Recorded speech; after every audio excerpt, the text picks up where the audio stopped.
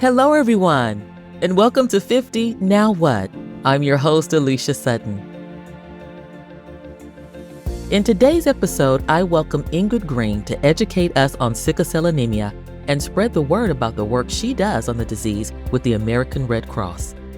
Ingrid walks us through exactly what sickle cell anemia is, how it affects those that have it, how it's currently treated, and what work is currently being done to improve those treatments. We also discuss the current stigmas surrounding giving blood in the African American community and why making the decision to give blood could be the difference in life or death for someone experiencing a sickle cell pain crisis. This is a deeply informative episode about a disease we could all know more about. Let's jump into it. Well, hi, Ingrid. Welcome, and thank you for joining us on the 50 Now What podcast. Today is a really interesting and informative topic for me as we discuss sickle cell disease. You don't hear much about sickle cell, and most people, at least the people who probably should know, don't necessarily know much about it or know of it. And admittedly, I, even knowing about sickle cell, thought that it had become rare and likely close to extinction through evolution somehow, I guess. So when I learned that I was wrong, that it is still here with us, it triggered first my nerd reflex. You know how that goes. I'm like, okay, I want to know more about that, and went into a rabbit hole about it, but mostly heightened my awareness to the urgency of the blood storage levels that we have and the lack of availability of blood for sickle cell patients and for a lot of people, as it were, for right now. So I wanted to have you on here to discuss that with us. So, but before we go into all of our information, I know you locked and loaded. I know you got it ready. I know you're ready. Tell our listeners a little bit about you and how this journey led you to become a part of the American Red Cross family and made this part of your life's work. Sure. So I've been with the Red Cross now a little over 2 years. Most of my experience has been in corporate America and outside sales. And due to company reorganizations and things like that, after 29 plus years in working for one company, my position, along with other positions, was no longer there. And so I was left out into the job market again after that long trying to find a job. And so what I did was I really had to sit down and think. I said, now I'm in my 50s, and what am I going to do for the rest of my career? And I really want to do something that's fulfilling. And I want to do something that I enjoy doing and make money, of course. So I started doing some other things. I did some insurance selling and things like that. But I ran across this position on LinkedIn for the American Red Cross for Sickle Cell Account Manager. And although I did not know a lot about sickle cell at the time, but I've always been interested in sickle cell. And from the description of the job description, it just seemed like it would be a great opportunity for me to utilize my background in sales, working with people, and as well as being able to give back to the community and help. And that was really important. And so I applied for the position, and it was funny because really I forgot I applied. It was so long before they called me for an interview. And I get a call, and I interviewed, and couple of weeks later, I interviewed again. Then I got another call that I got the position. So I was really excited, and it's been a great job for me, and just going out into the community. So I'm just really excited. Every day I wake up excited as to what can I do to help someone in the community. I absolutely love that. And, on our podcast here, we're big about synchronicity. We kind of feel like you're always kind of where you are and where you need to be because that's where you're supposed to be. And when I first met you, you were giving a presentation about sickle cell. And that's where I kind of had I don't know as much about this as I thought I knew. You know what I mean? And like I said, I thought we was past sickle cell. What's going on? And I said, yeah, this is why you're in the place you're supposed to be, where you're supposed to be. And now you're here with us to continue to spread that community information as we need it. So let's just jump right into our we'll start with what I'll just call the Sickle Cell Disease 101. We'll just jump right in with some of the history and, the people who have it, and I'll let you go with it. Okay. So sickle cell anemia actually is the number one genetic blood disorder disease that's and it's inherited. It's the number one blood disorder disease. And when I say this, because a lot of people are not familiar with sickle cell outside of the African American community, when I tell them that it is the number one genetic blood disease disorder, they're like, really? And we haven't heard about it? We don't know about this? But yes, it is. And sickle cell has been around for thousands of years, the trait as well. But sickle cell disease, your red blood cells are abnormally shaped. It affects your red blood cells. A normal person with regular blood cells, their red blood cells are round and soft, so that your cells are going through your body, through the valves in your body, to provide oxygen and nutrients that your body needs to survive. But when you have sickle cell, you have abnormally shaped blood cells that are mixing with your normal blood cells. And they're shaped like a sickle. Therefore, that's how I got his name, sickle cell. And what happens is that as those cells try to flow through your body to bring in those nutrients and oxygen that's needed, it can't, because it's shaped odd and it can't fit. And what happens is that those abnormally blood-shaped cells stacks up. And when that happens, that's when a patient experiences what they call a pain crisis, extreme pain crisis. Unfortunately, there is not a medical cure right now for sickle cell disease. There's been advances out in the medical community, but there is not a cure yet, unless you're able to receive a bone marrow transplant. And as we know, bone marrow transplant is very difficult to find a match, especially if you're a minority trying to find a match. And so the only thing that can alleviate a patient that has sickle cell during these pain crises is a blood transfusion. But in order to have a blood transfusion to work, you really need blood from someone of a similar ethnicity or race for the blood. And that's where we as African Americans come in, because of the fact that, unfortunately, with the American Red Cross, African Americans less than 4% of the American Red Cross donor base.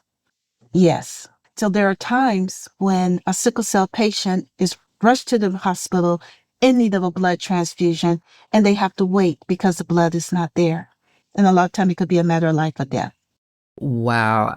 And it's funny, as you know, I gave blood over the weekend, and I can tell you I felt really proud about it. I got my card. I kind of felt like, okay, it was really a dose of confidence and pride to be able to do that.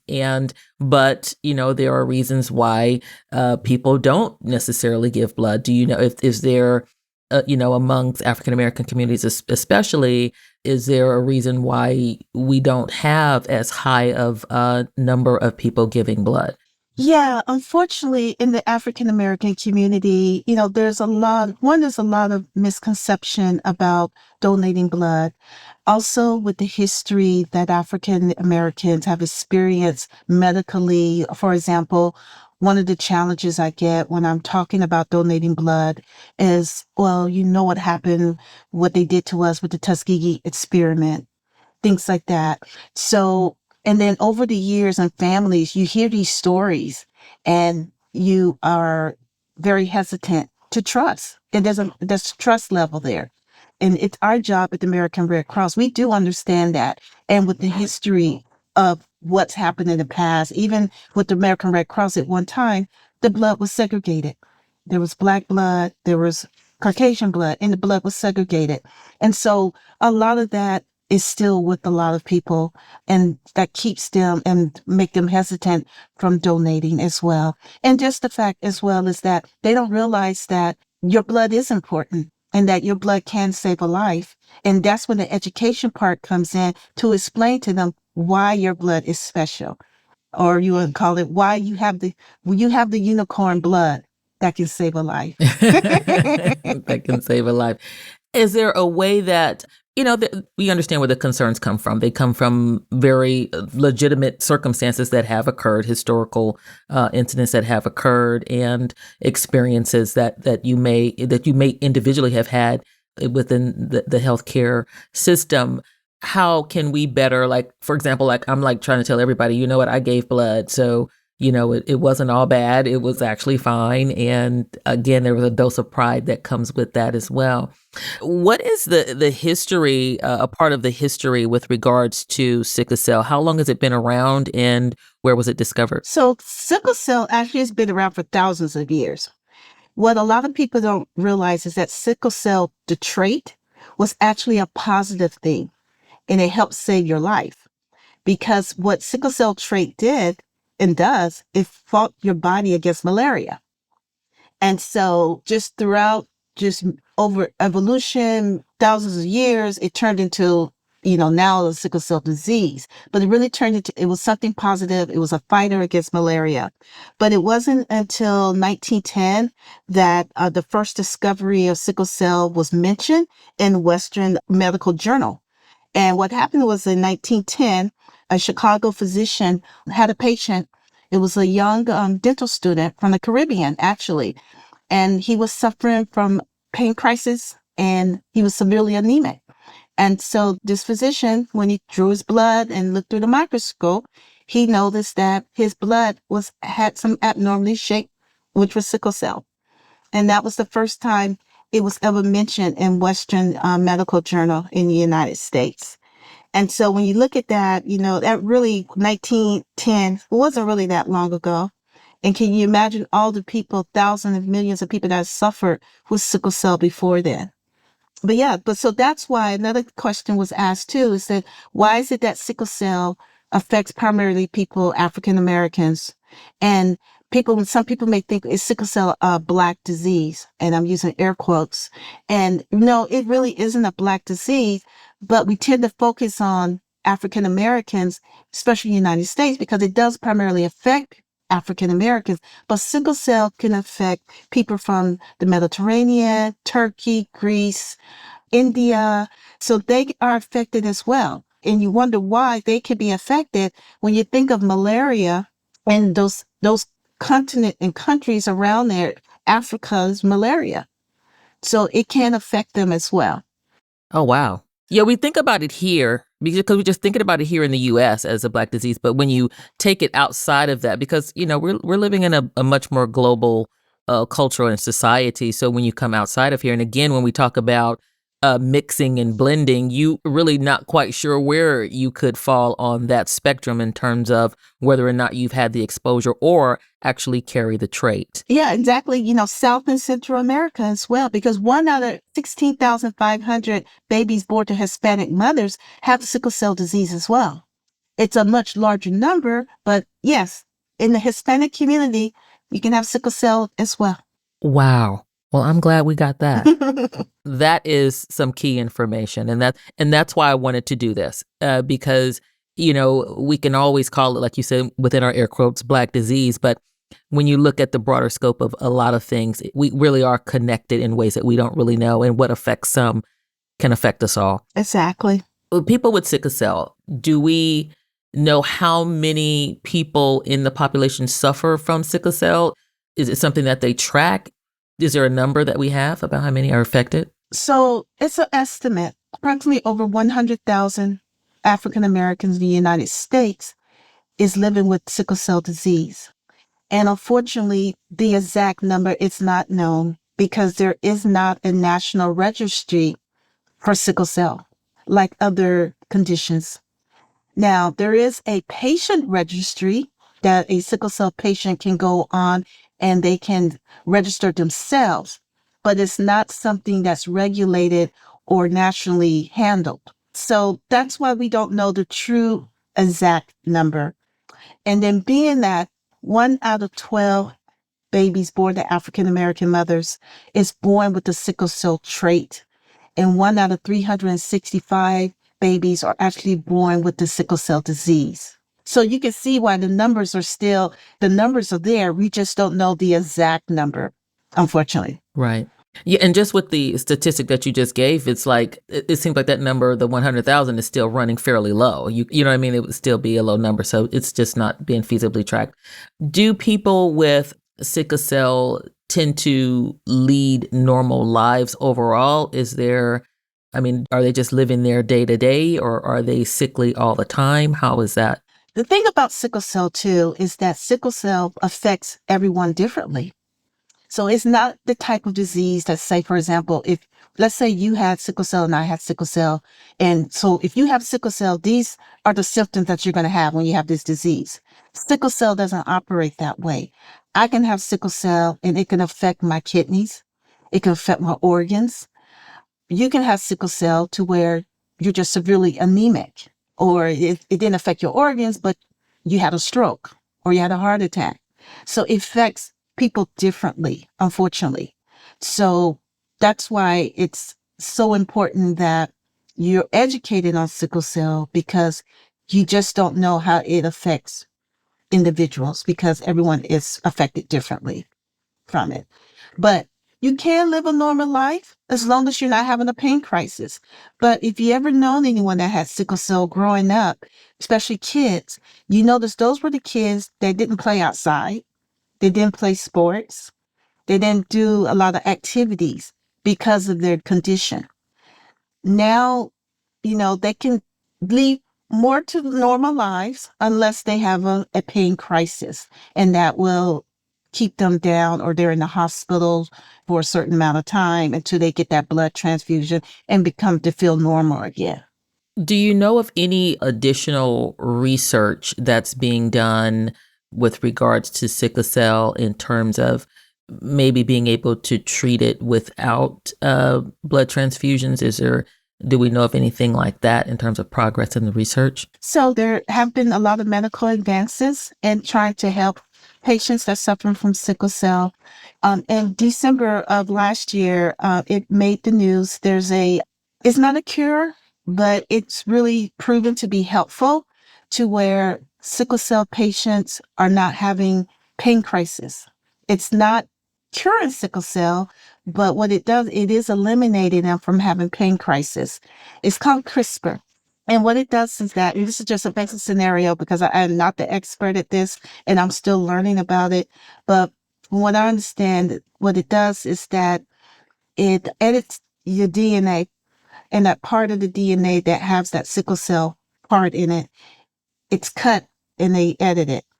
And so it has been proven so far that patients in case studies, they have gone maybe like a year or so without any pain crisis. But it's still a lot of research to be done. And it has a very healthy price tag on it. I think it's about 1 to 2 million to even get it. Oh, wow. So let's say it is available, it is working, but then look at that price tag. Who's going to be able to afford it? Right. Nobody. And yeah, hopefully if it does prove to be very successful, that maybe, with the government or whatever can step in to help families to be able to take advantage of that. Yeah. Unfortunately, to me, the realistic part of that is that looks like it's a long way off in terms of the reality of having it broadly available. So it looks like we're still back to making sure that there's a blood available. We are, yes. Believe me, a lot of people are very excited on social media. They say it's a cure, but it really is not a cure. But it is helping those patients in those case studies to eliminate pain crisis. How long would that last? We don't know yet because it's still so new. Right. Right. So it looks like we're still back to needing the blood. We need the blood. When it comes, yes. We need the blood. We need the blood. They need the blood. Can they receive blood from anyone? I mean, if it comes down to it, because we want everyone to give blood, but do you have to have it from someone who's African American? If it all comes down to it, can you get blood from anyone if you need it? So, the answer to your question is yes and no. I get asked this at times from other donors or the people to say, I'm not African American, but if I have the same blood type as that person that needs blood, why can't we just use my blood if we have the same blood type? Well, you don't want to do that because of the fact that your body will start to reject that, because you really need blood from someone of a similar ethnicity. And what happens is that because sickle cell patients need so many blood transfusions, if you're getting blood that's not for someone of a matched ethnicity, your body will start to reject it. it will even make you sicker. So that's why it's so important that if you're of African descent, to be able to donate blood, to use that, a similar ethnicity. Now, another reason why is that 1 out of 3, even though we need blood from African Americans or African descent, 1 out of 3 African Americans or descent is a match for a patient with sickle cell disease. And that's because 1 out of 3 carry that's a special antigen that's needed for a sickle cell patient when they need a blood transfusion. And it's called the CEK negative antigen. Not all of us have that antigen. So that's another reason why we really need to increase donors of African descent, because all of us do not carry that. Okay. So it still pares down to an even smaller subgroup. So yes, it does. Even though, okay, so it still narrows it down further and further and further. Wow. If you have that CEK negative antigen, your blood is an ideal match for a sickle cell patient for a blood transfusion. Got it. Got it. Now, what about, speaking of taking blood from anyone else, is there a difference with, say, mixed race individuals? I mean, we're blending now. I mean, there's a lot of blending, as especially, everywhere you go, that's a lot of blending. Should you be concerned about, having the trait if you are mixed race? Is there still a probability of that if you're a mixed race? There's a big probability, yes. And I'm glad you asked that question, because being that, especially living in California, we're mixed. We're a really big melting pot. And we have, individuals mixed with, Caucasian, African American, and other ethnicities as well. But just because, let's say you have one parent that's African American and one parent that's of another race, that doesn't keep you safe from having sickle cell trait, because you can get it. I actually have a coworker. She's a Caucasian and her husband is African American. They have 2 boys, and one of her boys have the sickle cell trait. So it's so important that you get tested if you have any kind of African heritage in you, to get tested, because you can't carry that trait. So this little boy, although he's biracial, and let's say he marries someone, and let's say he marries someone with the trait, he has the trait, then there's a big possibility that their children or child may have the sickle cell disease. Wow. Well, let's talk a little bit about trait. When we talk about sickle cell trait, what exactly is having sickle cell trait? So sickle cell trait really means that you are a carrier. In order to get sickle cell disease, both parents must carry the trait. So that's why it's so important to know your sickle cell status. And that's one of the things that the American Red Cross, when we implemented the Sickle Cell Initiative in 2021, one of the things they did was, if you self-identify as African American or African descent, when you donate blood, we will run a sickle cell trait testing on your blood, because there's still a lot of people walking around childbearing age that has the trait and don't know it.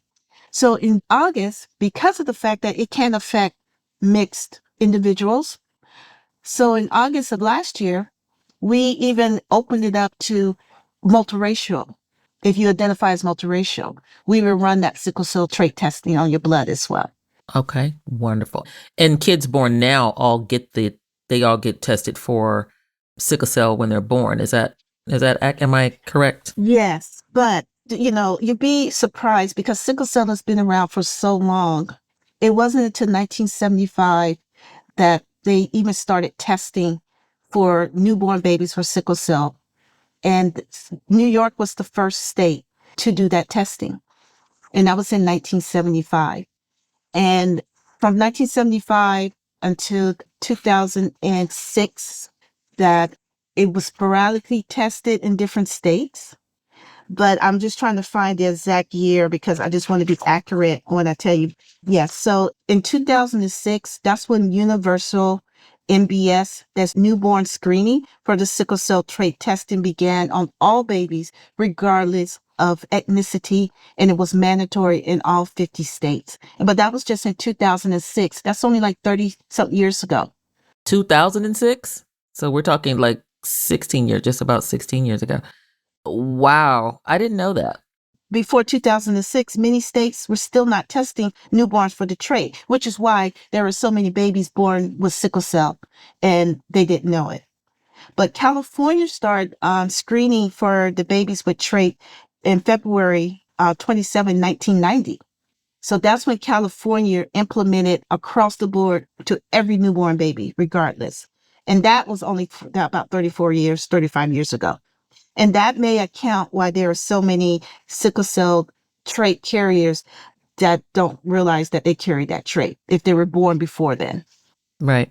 They wouldn't. Right. They wouldn't. They wouldn't. If you weren't born in New York in 1975, you probably would not know that. That is some very interesting data to know and to have, which is why, again, when I think about that number, I'm like, yeah, that number is probably well off. And is it possible? And again, this is very hypothetical in that it's possible, like you said, depending on the way your body deals with the sickle cell. If you do have it, you could go on for, if you're a child, I guess maybe not now, but back then you could go for years not even knowing that your diagnosis was sickle cell, or you could be sick and not really know. Or so the sickle cell pain crisis can start as young as a baby in 6 months old.